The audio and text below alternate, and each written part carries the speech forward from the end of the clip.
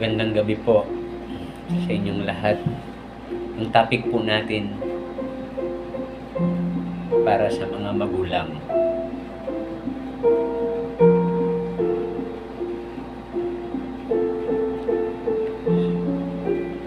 Sa mga kabataan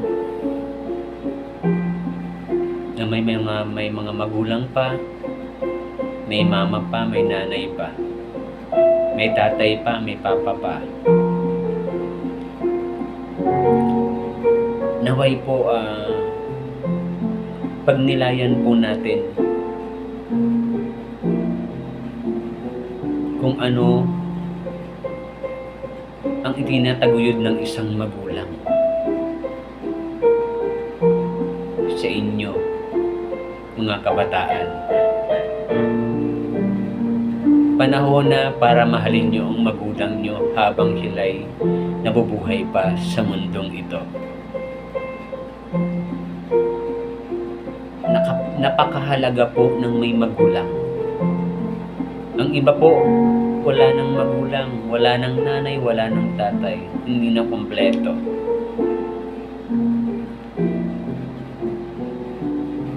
Pero po, sa mundong ginagalawan ngayon ang mga kabataan, kung tratuhin po nila ang mga nanay at tatay nila, parang barkada. Baligtad na po ang mundo. Hinisigawan na nila ang kanilang magulang, kanilang nanay, ang kanilang tatay. Tandaan niyo po, nasasaktan ang iyong nanay, ang iyong tatay sa mga ginagawa ninyo. Dugot, pawis ang inalay nila para sa inyo, para maitaguyod kayo sa pag-aaral at maabot ang pangarap ninyo. Isipin niyo po ang pagkasakripisyo nila para sa inyo. Ano po yun? Tingnan niyo po, suriin niyo kung ano yung sakripisyo nila para sa inyo, para makapagtapos lang po kayo ng pag-aaral. Magtatrabaho sila, mabibilad sila sa init, basta maubos lang ang tinitinda nila. Ang bibigat ng mga binubuhat nila.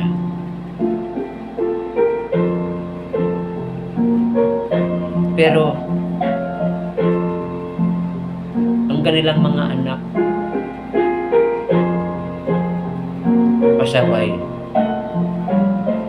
hindi nila iniintindi ang magulang nila.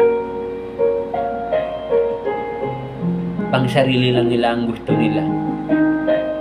Gusto nila masunod ang kanilang hiling.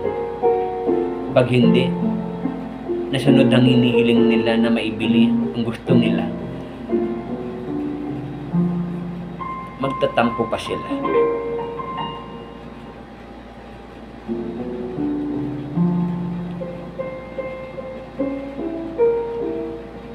Ang nanay, hindi niya matitiis ang isang anak. Pero ang anak, natitiis niya ang kanyang ina.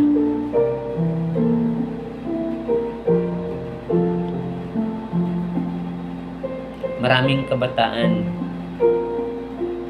na nawalan na ng magulang pero naghahanap sila ng nanay. Pero kayong may mga nanay pa, naway tuunan nyo sila ng pansin habang sila'y nandyan pa.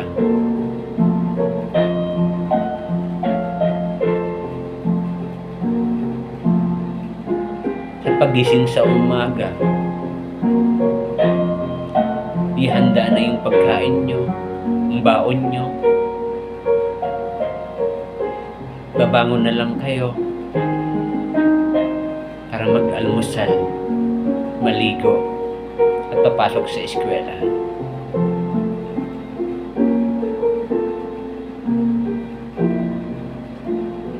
Pero yung iba, hindi nag-aaral ng mabuti. Binabaliwala ang pag-aaral. Pero yung sakripisyo ng magulang na para alam niyang mag-aral kayo ng mabuti at alam nilang nag-aaral kayo, pero yung iba, hindi nila tinutupad.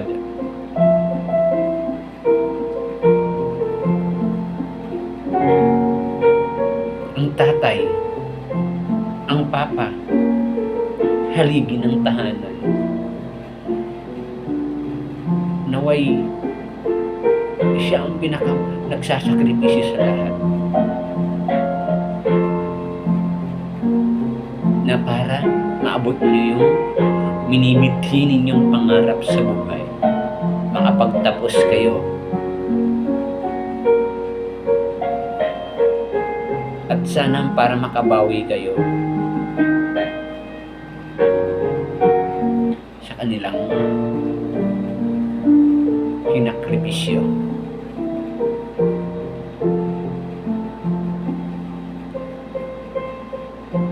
Huwag nating sagot-sagutin ng mga magulang natin. Dahil balang araw, marirealize mo rin pag naging isa kang ina, pag naging isa kang magulang ng iyong anak.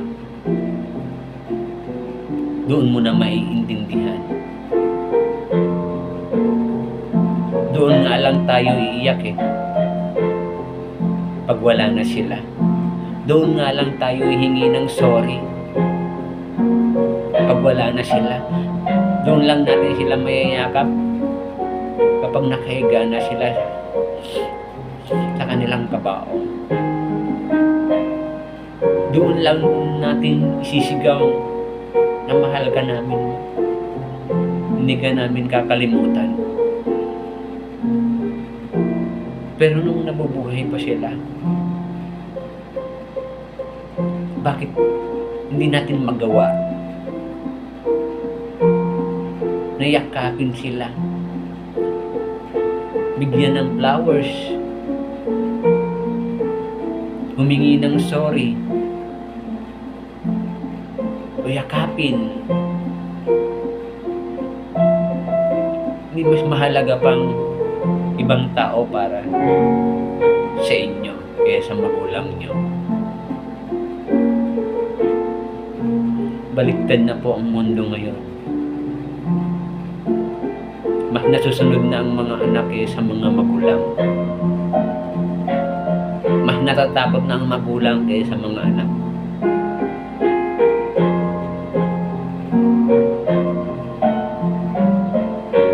Sa tindi ng init, pagod na pagod sila. Pero sige pa rin sila. Kailangan nilang pumayod para sa inyo.